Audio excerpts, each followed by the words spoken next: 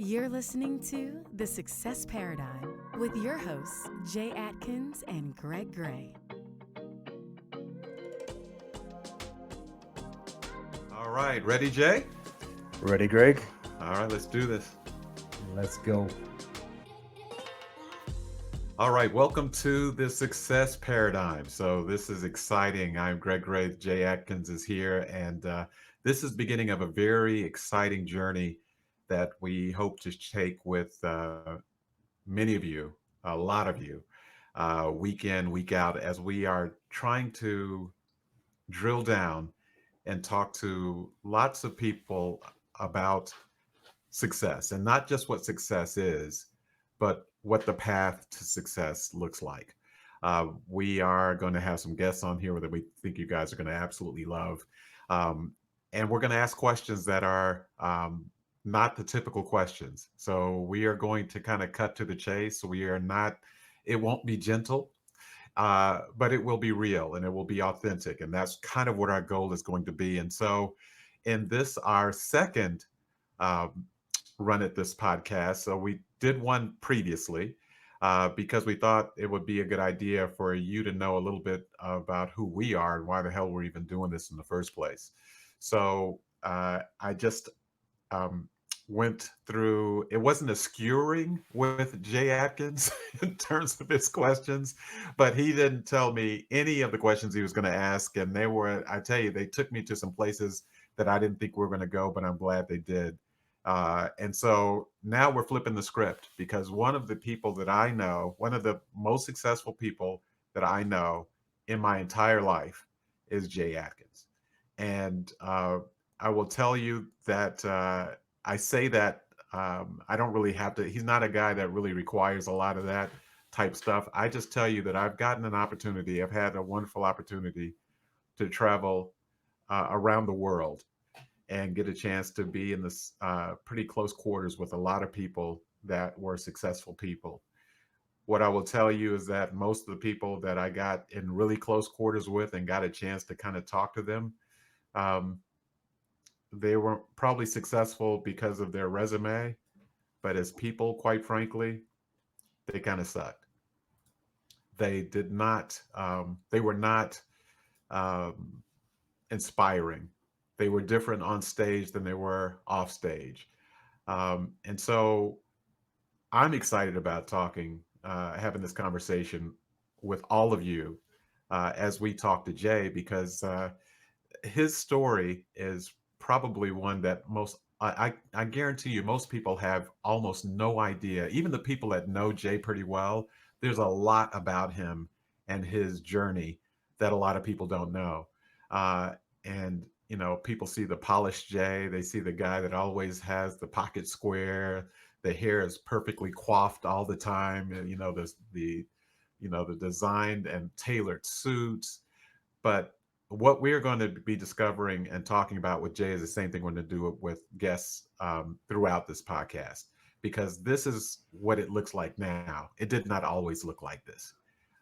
Success is about not just about the glory, as we like to say, it's also about the story. So we are going to do a drill down as we talk to Mr. Jay Adkins and kind of get to some places. And he did not, I had no idea what questions he was going to ask me the first time. And so I'm excited because I'm flipping the script. He has no idea where we're going, but both of us love to ask questions. We love to dig. And, who knows what we're going to learn here. I'm hoping I'll even learn some things. So Jay, thank you. I'm thanking you in advance for being transparent and authentic, even though there's a chance in the next few moments that you will regret some of this because of what I'm going to ask you. I joke. We both know, and we're committed to the fact that being authentic and real about the path to being successful is probably the thing that most people need to hear most, because that's where the magic happens. So Jay, thanks for putting yourself out there like this. So are you ready? I'm ready, man. I'm excited. I'm excited for this Okay. journey. So tell the first question is why this journey for you? We'll get into Jay the person a little bit, but this journey of this podcast, I know it's something that has been kind of stirring and brewing for a really long time. So why why is this so important to you? I know why it's important to me, but why is it important to you that we do this? You know, I I recently went to a Tony Robbins event, and they asked a question, and that question was, "What is your business?" And he asked a second question behind that, "What really is your business?" And it took me 5 days to figure out that. I thought within the first day, I was like, "This is easy. I know what my business is." And I figured out at the end of that 5 days, and know this has been a part of my journey my entire life, and that is to impact as many lives as I possibly can and show people what they have inside of them that they don't even know exists. And I know I have an ability to do that, and I am trying to do that through as many vehicles as I possibly can. And I know my life's been impacted by some podcasts that I've listened to while I'm working out, or you know just walking down the street, or in my car driving to work. So I thought, you know what? I want to interview some of the most smartest, brilliant, successful people on the planet. And that's how I created all my success. Honestly, I've stole absolutely everything, every idea, everything in my business. I just read early on, never reinvent the wheel. And so I'm just ask lots of questions. You've seen this happen. I'll ask anybody anything. My wife laughs at me all the time. When we first met, she was like, "You ask so many questions." I mean, well, I'll meet a CEO of Telemundo, and I'll ask a million questions about how he got there, because I want to know what it took and what his mindset was. So I want to do that for our listeners. And I couldn't think of a better person to do it with than you, because we are the same. We're from the same place where we want to learn constantly. We want to constantly educate ourselves, and we want to constantly impact lives. So what better way to do it than on this platform? Well, success is certainly about curiosity. I think that's at the core, is that it's always what's possible, not just what is, but what is possible. So um, I'm going to ask you a question, and the first one out of the gate is something that you and I have talked about a bunch of times, and it's something that I know that you have struggled with. So we're not doing underhand softball. We're throwing the ball straight across, fastball straight across the plate. So y- we've been in a few different settings and some conferences and meetings, and where we've been there with peers, and then one of our other businesses where we do teaching and development around how to be better as entrepreneurs, and run better operations. And one of the things that I know has been something that is not just uncomfortable for you, but actually kind of painful for you, is that people see this guy that I was just describing, you know, um, that just is put together, really put together. And the the pain associated with you feeling and understanding that people that they have a difficult time approaching you. And I know that that has been one of those things that has bothered you. So it's a two-part question. The first part of the question is, why why do you think that uh, troubles you so much? Why does that cut at your soul? Because I know we've talked about it 1,000 times. Because I think, like I told you in the beginning, what I wake up every day wanting.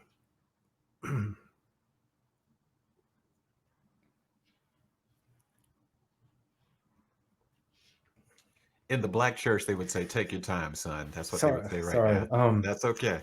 Uh, I just want to change people's lives. I want to help people. And if people are afraid to approach me, then I can't do that. I can't do that and have that conversation that might change their life. So I don't want to be off-putting in any way. I don't want people to be afraid of me because of the way I dress, or because, I'm just so bold and speak my mind. I want people to approach and ask the questions. And, you've seen me do this over the last month. I mean, on webinars, I've put my cell number out to 100 people at a time and said, if you need to talk to me, call me. because Hmm. I really do want to change people's lives and have a conversation with what they're struggling with. So it pains me that I'm missing out to be able to help someone. And again, I've always said if I'm in a room and I'm on a stage speaking, if I change one person's life or I change one person's way of thinking because of my story or how I'm handling something, then that's a successful day for me. So I think that's the biggest reason. So for those folks, because there are people that are going to be listening to this that know you, um, but there's hopefully going to be a lot of people that don't know you. Like a lot of people that follow me have no idea who you are. I mean, I have close friends that that your name comes up all the time, but they really don't know who you are. And so, you know, you are a guy that is doing things in just one of the spaces you operate in the insurance space. You've been uh, an insurance agent with Allstate for 20 years now, roughly. Yep. Is that about right? Um, so you have agencies across 3 states, um, in 3 different regions of the company, which is pretty much unheard of, not just in Allstate, but almost in any company, certainly in insurance. Uh, you have uh, employees. Literally, there's like 2 offices in North Carolina and multiple offices in Florida and multiple offices in Texas. And so, and you've been doing this for a while. I mean, you are one of the agents that agents look up to, and quite frankly, say, man, if I could have that level of success, it would be really cool. So you've accomplished a lot. Um, but back to the story part versus the glory part. Um, what is it about Jay that no one would believe uh, is at the beginning of your story, that if they looked at you right now, they would say, "There's no way. I would never have guessed that." Um, Well, I guess the first thing that comes to mind that probably most people wouldn't guess is that when I was 9 years old, my socks were longer than my shorts. so you're referencing a picture that I have seen. That's why I'm laughing, and it's quite frankly seared into my mind. I can't get rid of it. But Not only did I have socks that were longer than my shorts, they were also longer than my shirt because my mom thought it was cool to have a half shirt back then. I'm not sure why, yep. but most people probably don't know that about me. But also, um, I guess the other thing um, was I just didn't grow up with a lot, um, and I was almost a professional bowler, which is a crazy story to think So about. yeah, I know. No one knows that. We got to come Yeah, back to that, yeah. because that freaked me out. In addition to a number of other things that you were well known for, but let's go back to, because you said it gently when you said, you know, we we didn't have a lot. Um, I've heard you describe it, and I say this with great respect to you and your family. So what follows is not me disparaging anything, but there's a lot of people that say, Jay, I come from nothing. Um, and it's not about family, it's about resources and access and all that kind of stuff. And I know, just you have actually said before, that part of what has always been a driver for you is that you remember having pretty much nothing in terms of money or, I mean, you were joking about the clothes, but the fact is that that was part of the story of kind of very humble beginnings, and not really having much of anything. And that, how did that trigger um, the way you would think about how you wanted, what you wanted to do and what you wanted to be?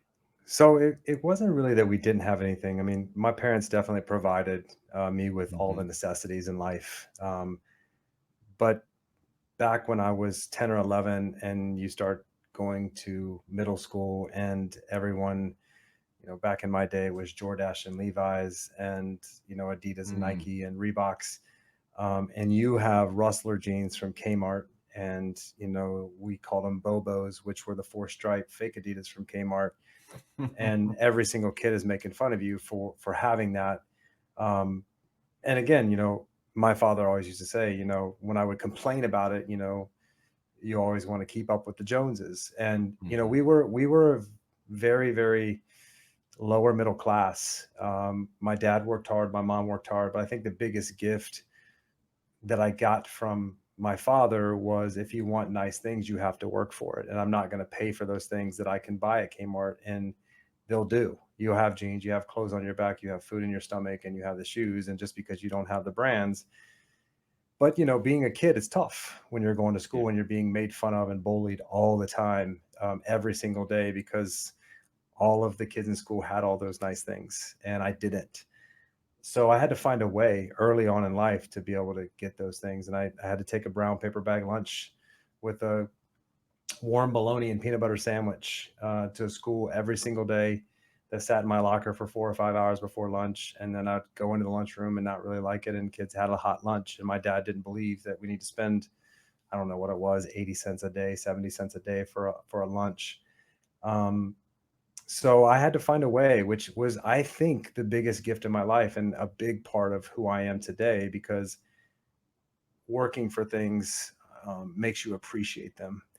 And so when I was young, I mowed my grandparents and my aunts and uncles' yards, and I charged them $7 to mow the yard. And, $7 bought a week's worth of lunch. And, another $7 got me into the skating rink. And then the other $7 I made from my other aunt, I saved, and I could buy, back then it was like $45 for a pair of Levi jeans. So that's how I started kind of building my way up. And then I got a paper route and I hired my brother. He delivered half the route and I paid him 20% of what I made. So I had that entrepreneurial gene early on in my life. And then I was a caddy and went on to bus tables at 14 years old and convince the owner that, I wouldn't tell him anybody what my age was. And so I figured out how to make money early on in my life so that I could have the material things, if you will. But it was really just to not be bullied and not be made fun of on a daily basis in school, because it was tough back then to get through a day in school when you walk down the halls and people made fun of you. So, but it was truly a gift to me and made me who I am, and it probably gave me all the drive that I have every single day. And not that material things are the most important, and you learn that later on in life, but the outcome of the drive, I think, was the biggest lesson that I got out of it, is that there is no limitations and you can have whatever you want as long as you're willing to work for it. So um, the it's funny uh, how many people that I expect that we're going to encounter are going to talk about the fact that the switch that was flipped for them, that kind of put them into a different gear, um, had to some degree had might have had to do something with having to get out of a situation that you didn't care for. So whether it was bullying, and that, by the way, was before Facebook and Instagram and Snapchat and all the things, all the ways that kids are bullied today.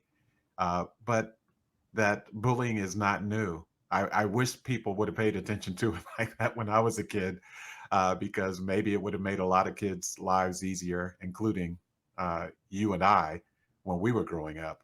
But what I'm taken by is the fact that your dad said, you can have those things, but you got to have the money to get them.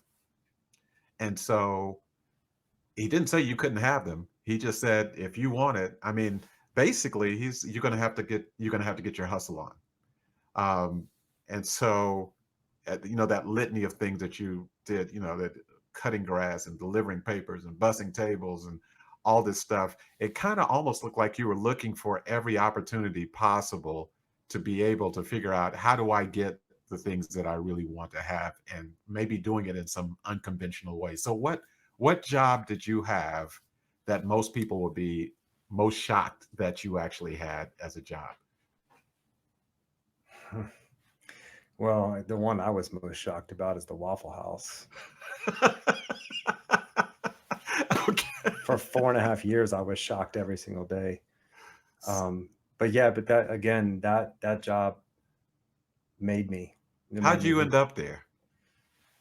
Um, well, when I went in the Air Force, I went in to go to college, and it was the only branch that would allow me to go to school while I was serving. And I wanted to be able to get my degree in 4 years and have work experience in 4 years and get out and be ahead of all my peers. And my third year in, I got a call to the squadron to go to Dhahran, Saudi Arabia. And as unpatriotic as this may sound, uh, that was not why I joined the military. Yeah, you And would probably not be alone in that if people are honest. so, but it was a very good experience. I mean, I'm glad that I went through it. I'm glad that it's on my resume because it also shaped me. And where it shaped me most was the appreciation for my freedom, and being able to make choices that I want to make. And when you join the military, as my commander said when I raised my hand like 3 times, like just verifying that I still had to go, um, you signed up and your country has called, and you don't have a choice when you get to come home, how many hours you work.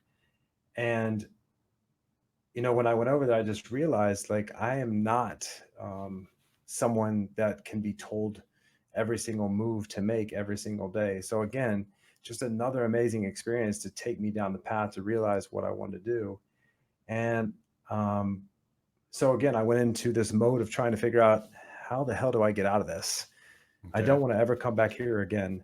And so I started pursuing being a state highway patrolman in North Carolina from Dhahran, Saudi Arabia, and started the process and got back and got hired and was going to be a state highway patrolman, and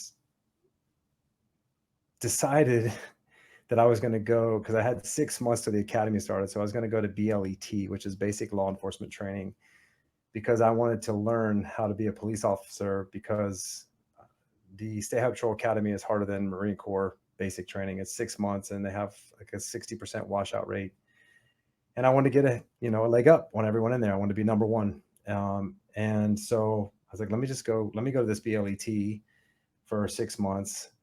And while I was doing that, one of my friends that I used to race motorcycles back with in the Air Force, because back then we didn't have pagers or cell phones or anything. When you get deployed, you have 48 hours, you get your shots, you're on an airplane, you're gone. You don't have time to call people. You're at Walmart shopping and filling up your bag and everything that they tell you to get. And so I didn't have an opportunity to call anybody. And I got back after 9 months and I saw him and his wife at the mall, and I said, "Hey man, what are you doing?" He was like, "I'm working at Waffle House." And I was like, "Where?"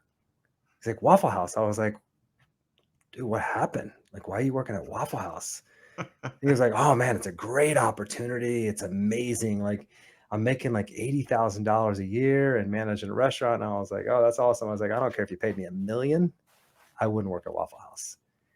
And so he was like, "Hey man, will you do me a favor?" He's like, "Part of our responsibilities is recruiting, and it would make me look good if you showed up for an interview." And I was like, "Man, I'm not your guy, man. I'm going to be a horrible interview. I would never work at Waffle House." He's like, "Man, just do it for me." And so, you know, I did.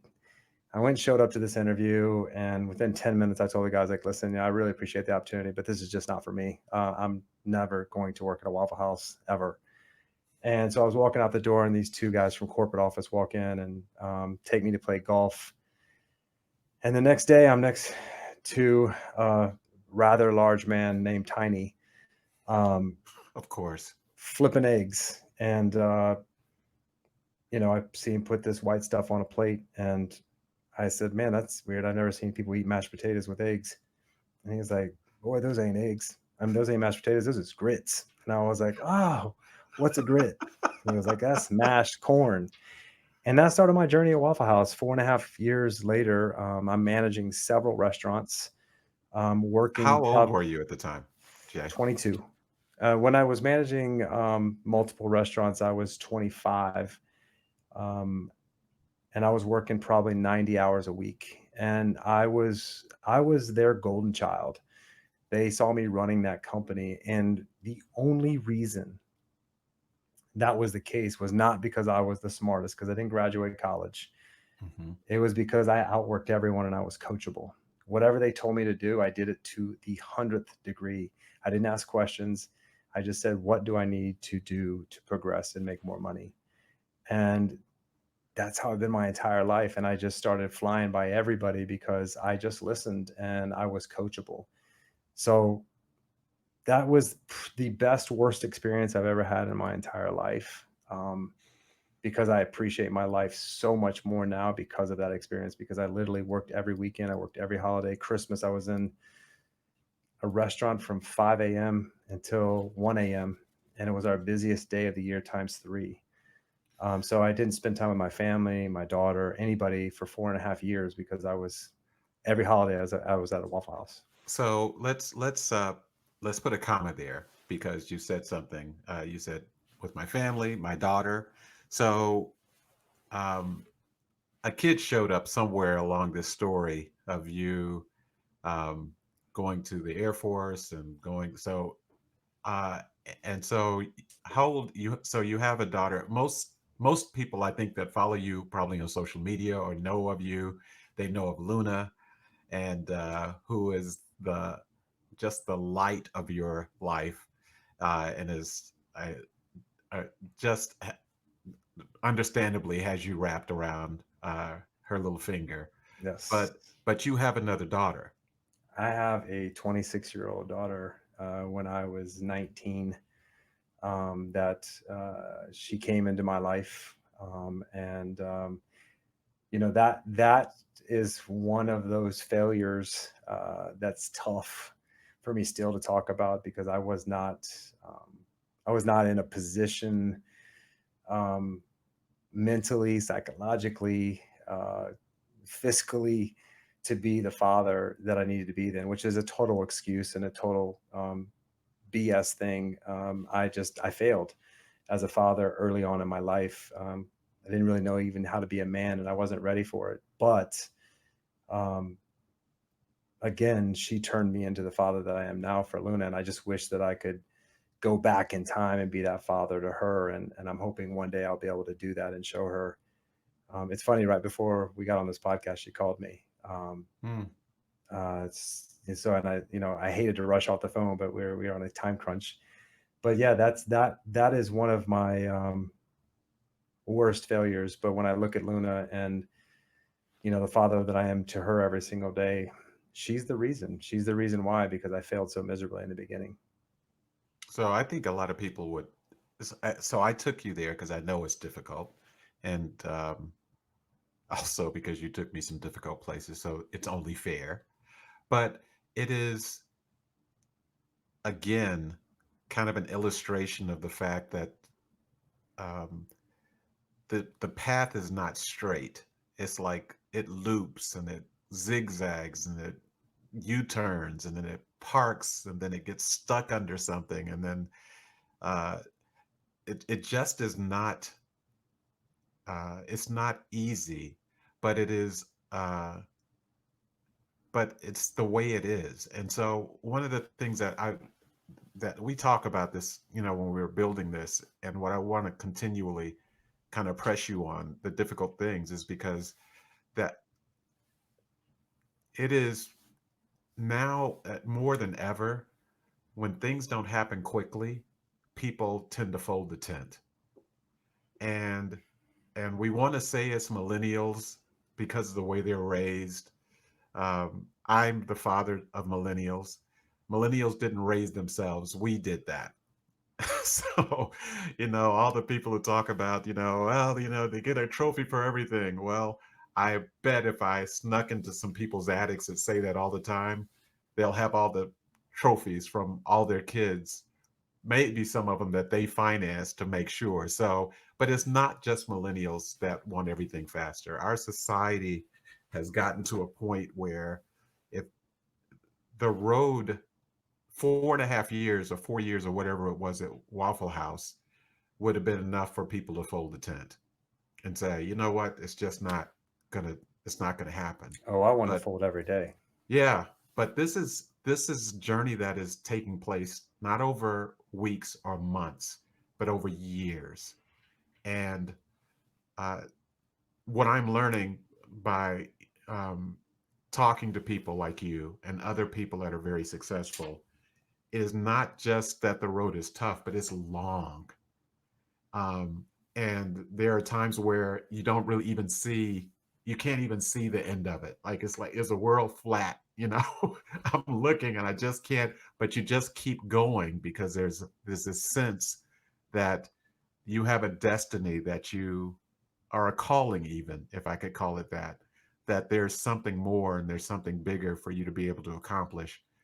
But it's a combination of having to be focused on where you are and be present in the now, when we talk a lot about that, but also being aware of what the next level is. So I know, and one of the stories that a lot of people do know, uh, is that when you first became an insurance agent, so uh, there were people that you held their opinions in high regard, and they talked to you about what this opportunity was. But one of the more legendary Jay Atkins stories is the fact that um, you kind of lived in a car for a while you actually had a business running and were paying employees. So this is a weird question, but what kind of car was it, first of all? I was a Jeep Grand Cherokee. What year? It was, God, what year was that? 2001. It was like a 1998. Okay, so 1998 Jeep Grand Cherokee. Now, and that was your home for how long? 3 months. And you actually had a business going with employees at the time. I did, and not even my best friend knew. So, okay, so let's get to what in the hell were you thinking that you're going to actually start a business and have employees and at the same time be living in your car? I mean, how does all of Well, that happen in your mind at the same time?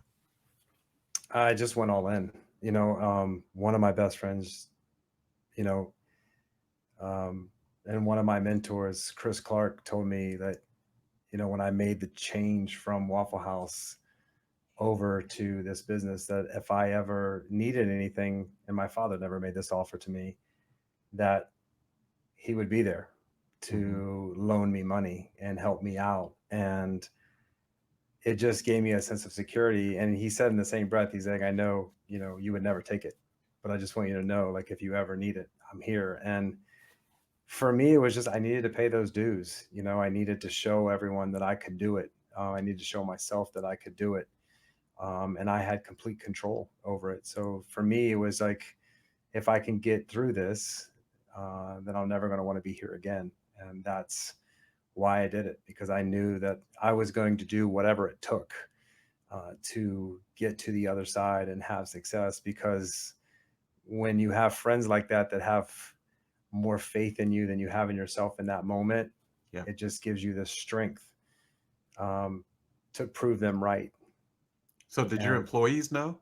nope, no, I was never there in the morning. I was always at the gym working out, and we weren't allowed to sleep in the office or anything like that. So I just showered at the gym, and um, I wanted to create success for my life on my terms, and that's why I did what I did to be able to do that, and be able to pay my employees. And it's hard to talk about. I mean, it's hard to even talk about that I didn't graduate college, because I didn't tell people that for a long time, because I didn't want people to judge me because of what happened in school. I didn't want Hmm. people to look at me and say, "Oh, you're not that smart.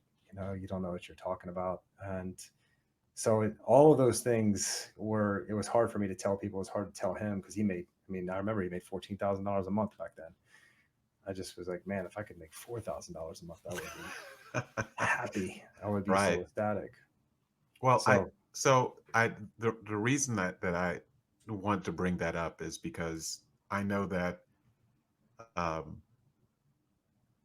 part of why you invest in and appreciate nice things now is because there was a time when you did not have them.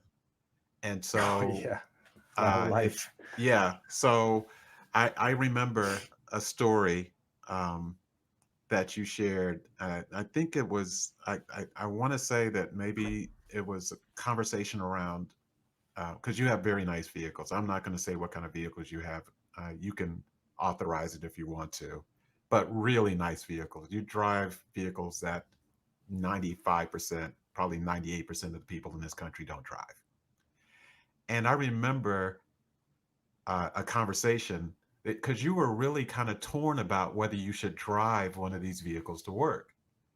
Um, and were because you didn't want people to judge you, which is the irony of all this is that you remembered sleeping in a Grand Cherokee, and the thought was, you know what, I'm gonna be whatever the hell car I want. If I can afford it, I'm gonna get the nicest damn car because I remember sleeping in a car. But even with that, it made you uneasy to drive that car, even to work where your employees would see it. So what was that about? I mean, you earned it. Well, my wife had that conversation with me when I went and looked at that car, and I was driving it around, and she said to me, I was like, man, I don't know, like I would never be able to drive this to work. I wouldn't want to show up. And she said to me, she's like, well, if people have a problem with the kind of car you drive, you got the wrong people working for you, because if they don't see it as an inspiration, then you have the wrong folks. And you've worked for this, you deserve it. So I don't think you should worry about that.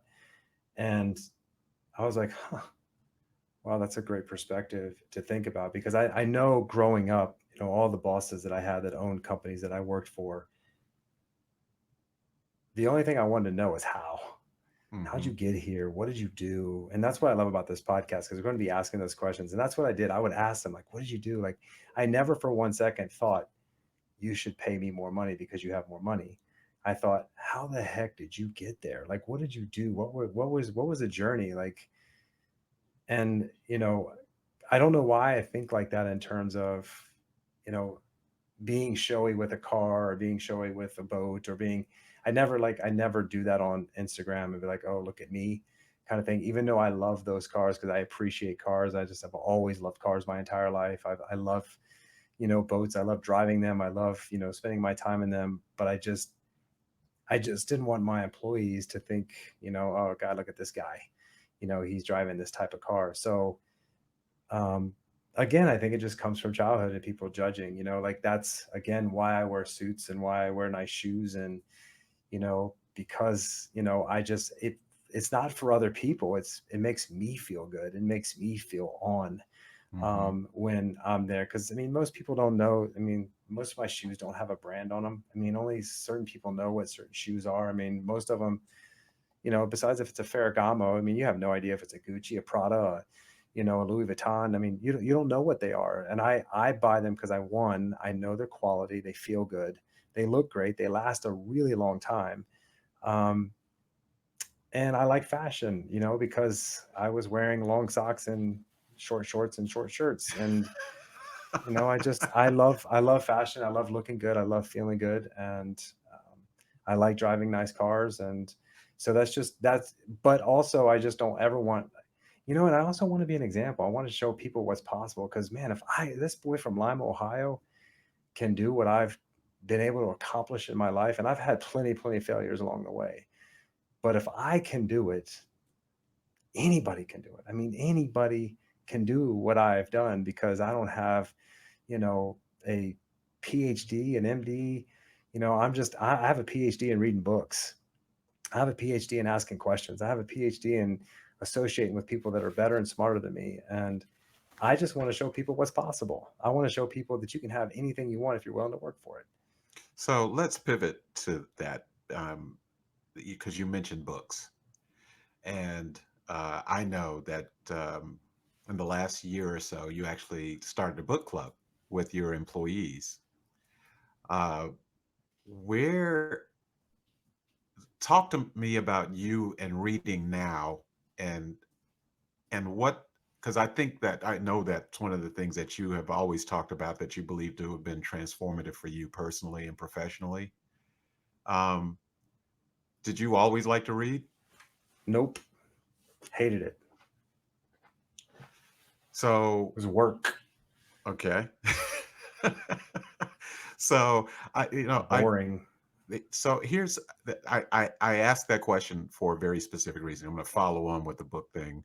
So this is, we're looking at how many times now the someone who was successful that did something that they hated, uh, but they continued to do it because they knew what the benefit of it was going to be, and how often it is that for people that even when they know that some of the most successful people on the planet read 30, 40, 50, 60 books a year, some of them more than that, um, that it's just work to read. So they just don't. But even though you hated it, uh, you created a book club, which is kind of bizarre because it kind of says, you know what, I'm going to figure out how to make this happen and continue to read. And I'm going to pull other people into this thing that I hated at one time. What is reading, and how has that transformed you? How do you think that plays into your success?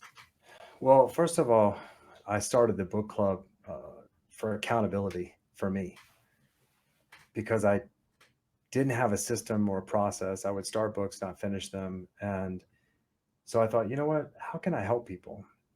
And I thought, well, maybe if we do a book club, I can help other people read that don't like to read and create a good habit. And then I can have some accountability every week. So if I'm going to have a club, like I'm going to have to actually read to have a Right. conversation with these folks. So we created these meetings on Wednesday at 1 o'clock at lunchtime where anybody can join us. And we just discuss what we've read and what our take is on it, what our takeaways on it. So I did that really more for me to have an accountability. But what's come out of it has been a pretty amazing thing for me and for people in the book club and where they transform. And I just think in life, you got to have some kind of accountability partner. Like you're my accountability partner. Like you're someone that I am accountable to every single day. We had a conversation this morning that, um, created that for me too. So I think that's why I really started the book club. But what it's done for me is a system that I've created. Like I started off, and in our book club, we read 15 pages 5 days a week, 75 pages a week, and we discuss it. But it's just a system. Every morning I wake up and do it. But now I'm doing 45 pages. So I'm reading 15 pages of 3 books every single day. And I actually love it because I just feel inspired every single day. I feel changed every single day. And I just wish I would have done it like 20 years ago to have this kind of consistency in my life because I would be in a completely different place. But now I'm just committed to doing it, and watching everyone else grow is what's been the most inspirational thing for me. So books is part of your journey and your story and your development. So what three books would you, or your top three that you were going to say, if you really want to kind of throw it into Mm, another gear, wow. for people that are listening, what would those three top books be and why? The happiness advantage, because I think that's what life is about, is being happy every single Mhm. day. Um, we create sadness. We make things way more difficult than they are, and we don't focus on the right things every single day. And the happiness advantage kind of just brought that back to what is life about.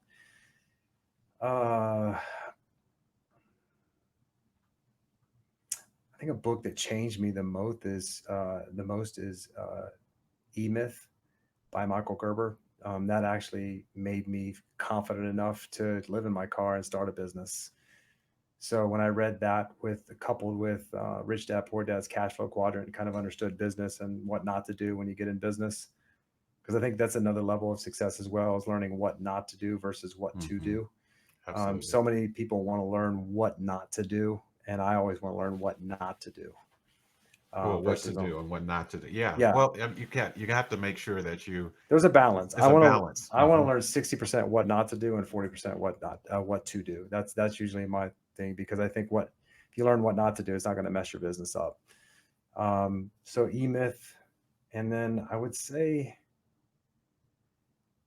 I guess the 5 a.m. Club was probably the most recent transformational book for me, um, because it created my morning ritual and my system that I stick to every single day. That's become my new best habit, meaning getting up and meditating in the morning, and reading and working out, and writing down my goals, and my daily GPS journal of what I'm going to accomplish that day and what I'm grateful for yesterday. So I think those three books for me were in my life the most beneficial.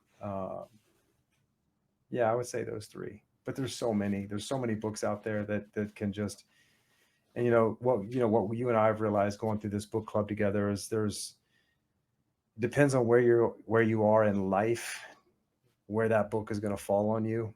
And Mhm. I've read a couple books 2 and 3 times, and it just really really depends on where you are in your life at that very moment. So, like, we're reading The Power of Now right now with Eckhart Tolle, and which I think is just falling on me much differently than when I read it 3 years ago. I mean, obviously back then we didn't have a pandemic. Mhm. Now we do, and living in the moment right here and right now with our families and taking advantage of being home with our families. um, I think it's just making me see this through a completely different light than I would have. Maybe I would have been in a little bit more of a panic 3 years ago. Maybe you would have been in a little bit more panic 3 years ago, understanding that your speaking business could crumble for 6 months, year and a half, who Mhm. knows how Right. long. But now, we're in a completely different state of mind because of it. So, So I'm certain that people heard the title 5 a.m. Club. So this is one that uh, I read the book, and as part of the book club, uh, I think I admitted to you early on that I really was more interested in it just being a book I read, not actually doing anything different. And I kind of went kicking and screaming into this whole idea. So, in case anybody has missed the point of the 5 a.m. club, it basically starts with you getting up at 5 a.m. in the morning. And that's what, awesome. yeah, and right. He just said awesome for those of you who weren't able to hear that. But here's the thing, one of the things that I expect to hear, and I heard it from you, and I've heard it from a lot of people that are really successful, because one of the arguments that people tend to have, and you've called me on it more times than I can remember, is I just don't have enough time in the day. I just don't have enough time in the day. I have too many things to do. I BS. can't. Yeah, BS. You've given me that So one a lot. I've given you, and it never sticks. And I'm not. I'm going to try a different approach next time to see whether you're going to at least you'll pause before telling me BS. But one of the things I know about, I am learning, I should say, because this is a journey about successful people, is that they create more time and creativity space by simply getting up earlier in the morning. Um, and so I used to think, I would get up 6:30 in the morning. That was good enough. I could be most of where I wanted to be. Especially when I was working only from home. My office is around the corner. I don't need to get at 5 o'clock in the morning. Are you kidding me? Um, but I'm glad you pushed me and a lot of us to that, because that's a habit. In fact, it's not a 21-day habit. If I remember, it's a 66-day habit.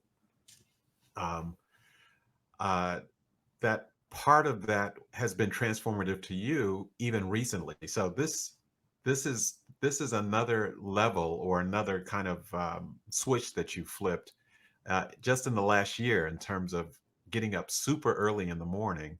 So what is what is the benefit? What happens other than you just seeing the sunrise, which, by the way, is a pretty cool thing to have happen all by itself. But why in the hell you get up at 5 a.m. in the morning? I mean, what advantage does that give you other than making you sleepy earlier in the evening?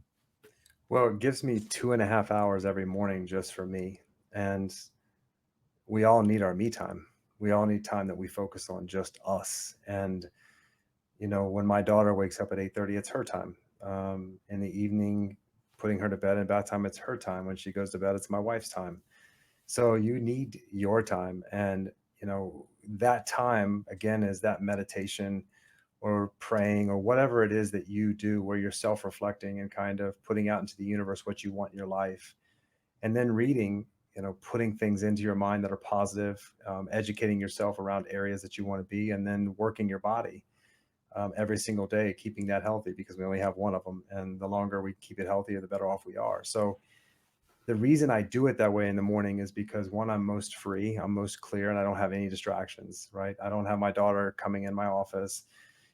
My wife's also reading and doing her thing in the morning on working on herself. So it's just the best part of the day. And I just remember when I used to work out in the afternoon or do my reading, it just used to loom over top of me every single day, and I couldn't focus on the big things that I wanted to focus on in my life. So putting it at the front of my day just sets me up and really puts me in a euphoric state to be able to accomplish the things that I want to, and most importantly, do the things I don't want to do because I have the energy to do them. I think that's one of the biggest reasons people aren't successful, is because of procrastination. And procrastination is usually just things you don't want to do. And it gives you the fuel to do those things that you don't want to do. Because quite honestly, if you can get up at 5 or 5:30 in the morning, it's not really what I want to do. I mean, Right. I I would like to sleep in every single day, because I used to say I'm not a morning person. I can't really say that anymore. Um, but if you can do that, which I think personally is one of the hardest things to do that I've ever done, is to get up early. And if I can accomplish that, then the rest of the day's cake. Well, I think you can. I think it's not mutually exclusive ideas to get up in the morning really early and still not be a morning person. I mean, I think the key is that you're not a morning person, but you understand that that sacrifice and that time that you spend for you has a benefit. So a lot of success and a lot of what we're going to hear people say, and a lot of the things that I think about, uh, over my life, it's very often it's doing the things that you know need to be done, but you don't want to do them. And, whether it's, the way we eat or the way we exercise, or whether we apologize to someone, you know, I don't want to apologize a lot of times. I figure that's me throwing in the towel, but, you know, that these are the things that we don't want to do, but we understand intuitively if we do them, we move ourselves forward. And I think, to your point, uh, that a lot of people stop there at, I don't want to do it, and they just stop there. And so the growth that comes from it and moving through it, which makes you stronger than for all the rest of the stuff, is very cool. So I'm going to go someplace that you have no idea I was going to go, Jay. Okay, because I know that in addition to being a bowling, not just a good bowler, but a bowling champion, as in trophies and awards for bowling, you were also a break dancer when you were in high school. So for those of you who've not seen Jay in one of his designer suits, it's hard to reconcile him breakdancing on a piece of cardboard. Um, but I want to take you to a place that is going to surprise you, and it really is because of a conversation we had recently. We talked about the importance of asking questions and being coachable and humble. So I know you went to a predominantly Black high school, Yep. and most people probably don't know that. Um, I went to a predominantly Black high school. In fact, I think that was the name of my high school at one point in time, was predominantly Black high school. And we had the number of white students that were at our school we could count on one hand, literally count on one hand. Uh, and for you, this is in the 80s, I guess, that you're in high school. Yep.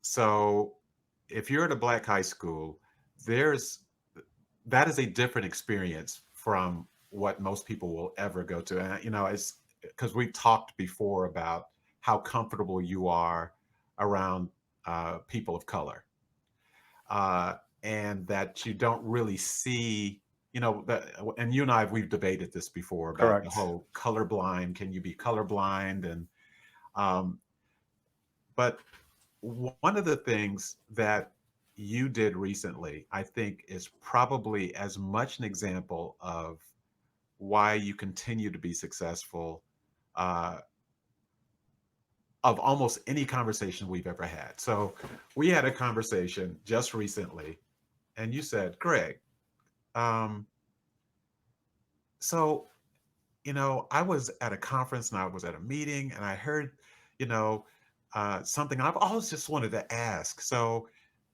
is which is better to say, African American or Black? I mean, is one of those offensive, or is there, which one is the better one to use? And I remember thinking, and I think I even told you this, and so there's probably more of a declaration in this than there is just a question. Is I think most people would love for someone that doesn't look like them, no matter what they look like, to actually ask them a question like that, and not to ask it around a lot of people that look just like you, because there's a good chance that you'll only come up with the answer that just the people that look like you come up with. But how much it meant to me from a friend point of view that you asked me. And I think I told you before I even answered how cool it is that you actually asked me. But that's part of where you go with success, is asking questions that other people don't ask, and asking them of people that other people don't ask them of.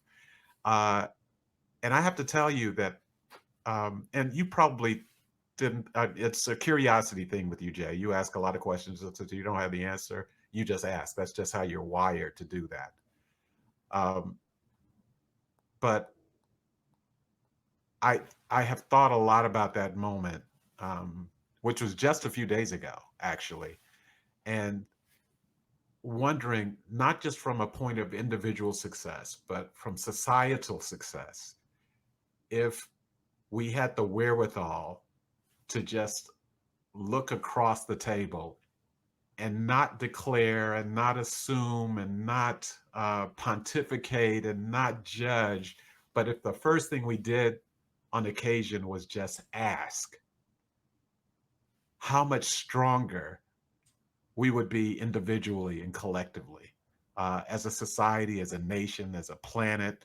Not to wax too philosophical, but I could probably, and I've been around a lot of people. I'm older than you by a little bit. Uh, that's happened twice in my entire life, when someone who did not look like me asked me my opinion about how people who look like me feel when something happens.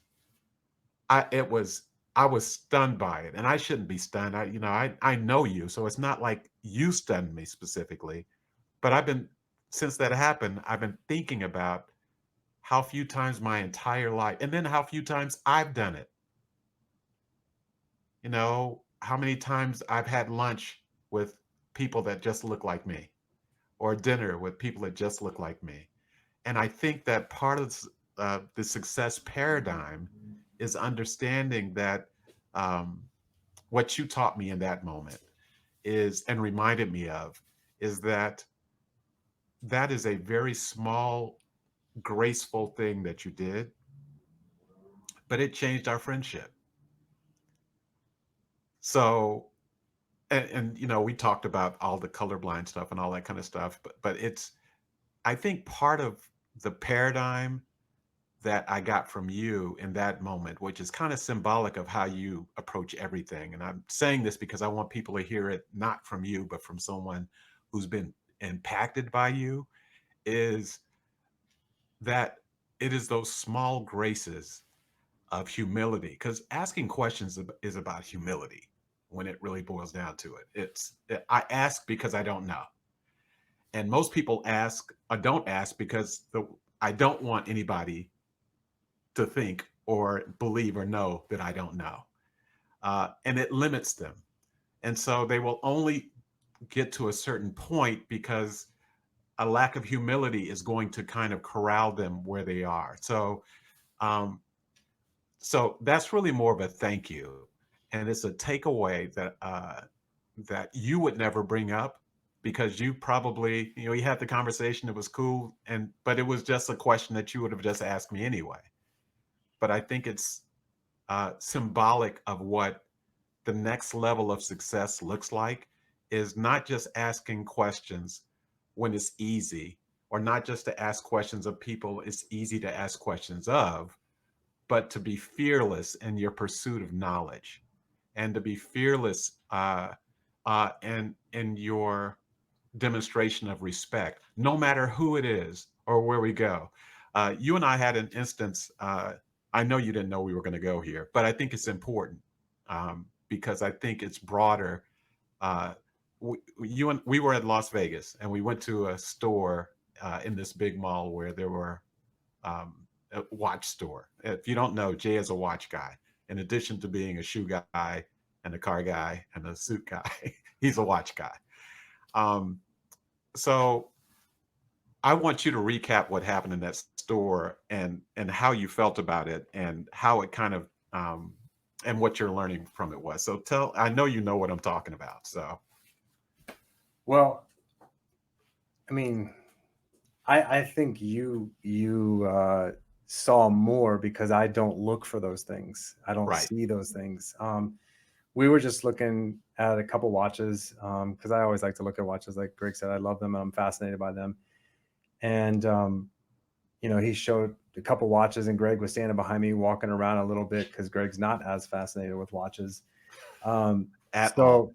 So I didn't think anything of it. He put it away, and then we walked out of the store, and then Greg asked me if I saw what happened, and I didn't. I don't look for those things because I just, like Greg said, I mean, Greg's my friend. I just don't see anybody acting any different. So I think you would be better to talk about exactly Yeah. what you saw, but I just didn't see it because I So didn't look for it. right. So we go in the store, and these are expensive watches, which probably goes without saying. So we're going in, and Jay's walking around in the store. Like I said, I don't have much interest, so I'm looking at the counter in the front of the store because you know, I figure this will be over within a minute. We'll go to the next place. So as I go in the store, the security guard comes out of the back of the store, and he stands within like 3 feet of me, and just stares at me the entire time. Now, understand that I'm dressed not much differently than I am now. Jay's dressed. I mean, so this is not us, out in jogging suits or something like this. Um, and so we came out, and I asked Jay, did you see what happened? And he said, no. And I told him. And the thing that struck me about it was, because I think success is also about the way you care for the people that are friends of yours. So I told him about it. And even though he missed it, um, by the way, no Black person ever misses it. Uh, you were offended. Oh, for sure. I Overly. mean, I wanted to go say something. that's exactly right. He almost went back in the store. And I say that, and if you're hearing this and you're thinking, well, Greg, is this about, race relations, or is it about, no, it's bigger than that. I mean, we are obviously, brothers from different mothers. So that's obvious. But I think part of the lesson in that is that when you have people in your circle that support you, a big part of success is making sure they never forget that. And that if they feel harm, you feel harm. And, I it's happened enough times to me that I could brush it off. I just thought it was interesting because it's, it just happens from time to time. But what really struck me was the way you responded to it. And I'm telling people this partly, Jay, because of how we started this conversation at the beginning of the podcast with what pains you most is that people see this glossy, you know, uh, image almost, that whether without your wanting them to, almost kind of, elevating you. Uh, But most of the people that are really successful in a significant way are successful in those moments as well. Um, and so I mention that because it pains me when it pains you about if those of you are listening to this later, you won't know that when I put that question out to Jay right out of the gate, he started choking up because it just cuts him so deeply. But one of the things that one of the reasons that you should approach people that you believe to be successful or that have things that you want to have or are going places you want to go is because that question, that one extra question, could absolutely turn your entire life around. Your entire life around. Um, I met Jay because he needed a dongle for a Mac at a conference that had nothing to do with business. But I had learned what he was doing to help people that could not help themselves. Not anything that he makes money for, um, but it's about significance. So I'm kind of shouting you out a little bit, Jay, because I'm hoping that part of what people will take from this uh, podcast and every podcast is what you see from a distance is not necessarily what is. Success says you close that distance and you are curious. You ask questions, not because of anything other than you want to know. And you know that, as you said earlier, most of your success comes from other people's playbooks. Well, and I'll tell you this. This is a secret takeaway. Okay. Is, a lot of people are afraid to ask those questions or maybe feel people aren't approachable. But the bottom line is, I don't care who you are. People like to help and people like to talk about themselves. So if Mm-hmm. you ask questions about how they got there, they'll tell you. If you ask people what system or process that they're doing, they'll brag to you. They'll share with you. So you have to just get the guts to get over yourself, because it's you and it's your ego and the fear of rejection, or someone you might not have the question perfectly poised in your mind, or they make you nervous. Listen, we all put our pants on exactly the same way every single day, or dress, or whatever you wear. We put it on the same way every single day. We get up, we go to work, we take care of our families, and everyone's the same. There's nobody that is any more special than any person on this planet, besides they might have figured something out, or they might have asked the right question, or they might have had the right mentor, they might have had the right experience. So just ask those questions of anybody. I mean, if you see someone successful, that's who you should be asking questions.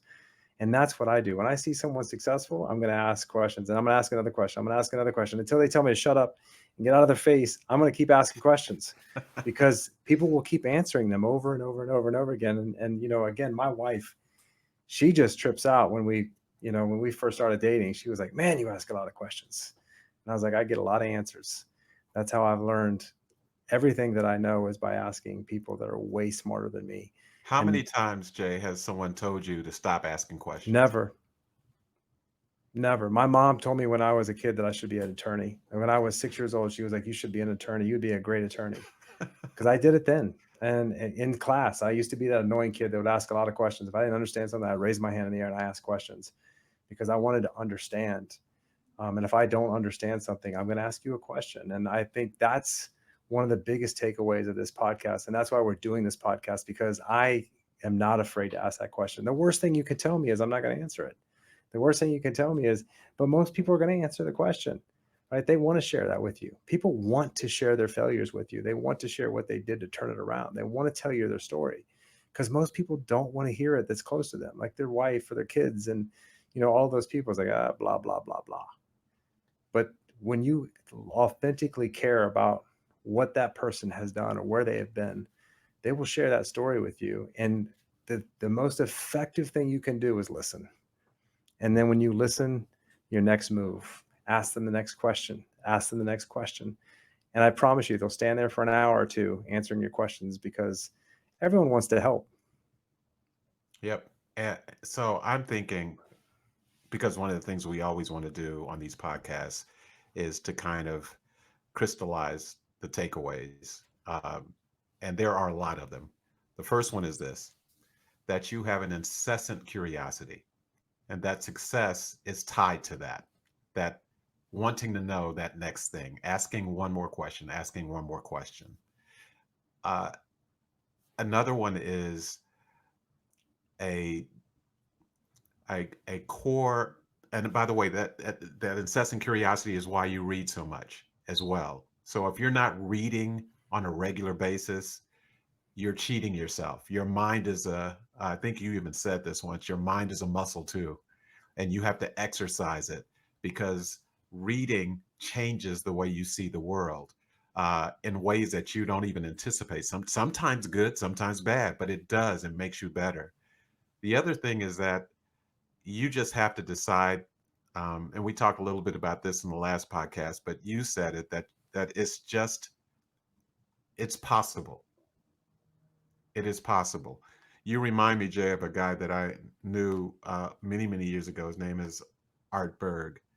And one of his things he used to say, and you reminded me of, is that the impossible just takes a little longer. Mm, And love that. and it does. Sometimes it does, but you don't quit.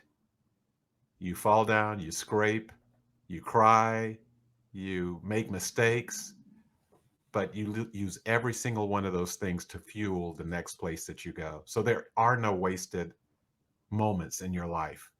They are all um, kind of a symphony of events that have brought you to where you are right now. But the other thing about what you shared is, and I know you're going to be pressing the guests we have as we wrap this up, is what are you doing now? Don't lose sight of this moment. Um, I think you've said before, regret is about looking in the past too much, and fear is about looking in the future too much. I'm paraphrasing something you shared with a number of us uh, not long ago, but to be present in the moment. And that's why people answer your questions, because there's only you and them in the room when you're asking. And they know that. It's not about agendas. I've seen you do it. And I encourage you guys to follow that same lead. So read, be incessant with your curiosity, and remember where you come from. Because when you lose your way, you can always think back to the tennis shoes that had the four stripes that you got at Kmart. That, quite frankly, even when you played basketball, if you were in the gym, they always called you for traveling because you slid instead of coming to a stop because they had no grip on the bottom of them.